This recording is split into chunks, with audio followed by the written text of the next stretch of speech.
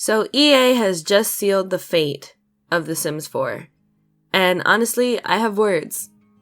Recently, EA announced that Project Renee, the thing that we were all sitting back and hoping would be something promising for the Sims franchise, is not going to be the next edition of the franchise, and instead is going to be an add-on or a separate expansion for The Sims 4. As if we need more of those at this point. I'm already sure you've seen your favorite content creators talk about it, because hell, even LGR has come back to express his disappointment, and rightfully so. The internet is not happy with this choice, and neither am I.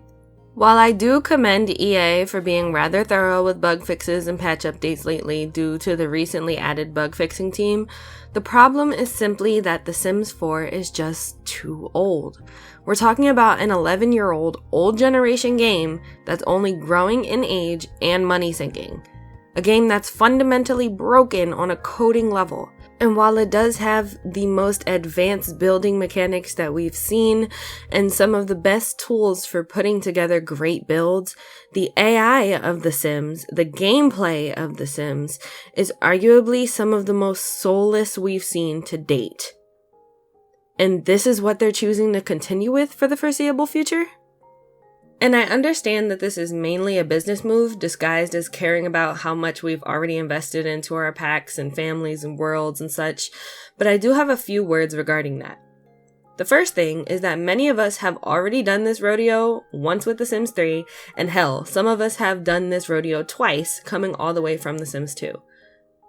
Does it suck to pack everything up and move on to the next? Yes, absolutely. But you know what would get people more comfortable with the move? If you made it worth it. EA mentioned that they didn't want to make a new Sims game due to The Sims 4 being the most widely played game in the franchise, with over 85 million players. And they mentioned that these add-ons in this new Sims 4 universe will be able to share these assets between each of the games, which I'm assuming would be pack features, create a sim features, and other things that are easily shareable between. And I think that's a cool concept, and surely saves money and time, but why couldn't that just be done on a brand new game with brand new coding?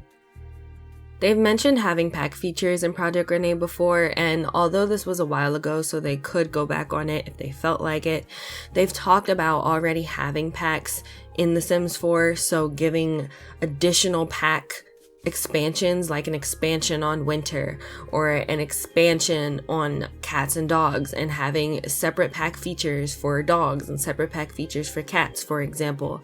So if you'll have these shared assets and still be making and selling new packs based on old features with Project Renee, why couldn't that have been the formula of an entirely new Sims game? And believe me, this isn't me just bashing The Sims 4. I've played over 1,000 hours of The Sims 4, all on console. I've been a part of the franchise since The Sims Herbs in the City. I love The Sims. This is me being upset at a company choosing to continue piloting a sinking Titanic with drowning customers instead of building a new and improved boat for people to climb onto. But I can't blame them because people keep paying to drown. But the truth of the matter is that if Project Renee is something new based on the coding of something old, well then it's only as new as the old thing can be. No matter how many bells and whistles it has, it can only look as good and be as good as The Sims 4 is capable of being. And that's truly disappointing. And the other fact of the matter is that it's only going to last for so long. Despite the patches, something else breaks entirely due to their fixes. They're putting duct tape on cracked windows at this point. There are players that still can't even play their games due to new packs completely breaking their games, and now they can't even load in. Players that lost their entire legacy save files due to bugs that were irreversible, and they were forced to delete years of progress. Players who don't even use entire features of a pack they bought because it doesn't work.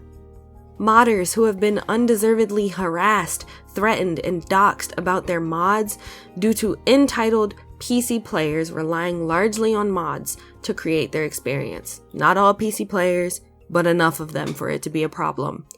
Console players who have refused to buy any more packs because The Sims 4 costs almost $1,300 in USD while still having half of the features it did in previous Sims games. It's way past ridiculous at this point. And yet, this is where they want to stay. This is the hill they want to die on. I'm truly concerned because I do want The Sims to live. This game was and is a large facet of my childhood, but with this announcement, all this does is give the floor to the new games we've been hoping for to do well, like Enzoy and Paralives, and birth new life sim games that are here to take their spot. And honestly, I'm all for it. They need this competition to do well in order to see that no one asked for what they're doing, and all this is doing is creating an even bigger mess. I can't even play Enzoy because I don't have the specs for it, and yet I'm still excited to see content for it because it just looks that amazing. I'm kicking my feet in glee as the months tick down for Paralives next year. It's exciting to have something new, something good, even if it means starting over.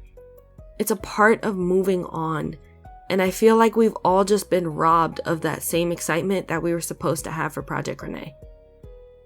So, does this mark the end for the Sims franchise? Probably not. I'm not sure. I am extremely happy that My Sims is getting revisited and look forward to seeing what will be done with it because I thoroughly enjoyed it as a kid and I would absolutely love to enjoy it again. But as far as everything else, I put down The Sims 4 a long time ago because I couldn't keep up with the packs and I refused to buy things again and again for the same level of disappointment. I'm not interested in The Sims 4 mobile, and I don't have friends to play this new multiplayer Project Renee add-on, but that's just me. Maybe there are people who are excited for it, and if so, I'm truly happy for them. I'm thrilled that they're having such an amazing time with the game and have something to look forward to, but I just can't see how that would be possible. Regardless, all we could do now is continue to voice our concerns and choose with our wallets. We've seen that it truly does work. I mean, look what's happening with Ubisoft right now, although that's a completely different conversation. What about you? How has your experience been with The Sims 4? How do you feel about this announcement? Was The Sims 4 your first Sims, or have you migrated from previous games? And how did you feel when you had to migrate when a new Sims game was brought in the franchise? I'm truly interested in hearing the public's opinion on this because I genuinely want to know who asked for this. And I know this isn't EA's first attempt at doing this whole multiplayer thing either, so it confuses me why they're so hell-bent on doing something that's failed multiple times before. Businesses in general think that slapping the generic live service model on a game is the way to riches when it's just so much more than that, and I don't understand why they continue to do it. Anyways, thank you for watching if you made it all the way to the end here. Talk to me in the comments below about your thoughts, and we'll all sit back at the picnic and watch this dumpster fire together. I'll see you on the next one. Bye!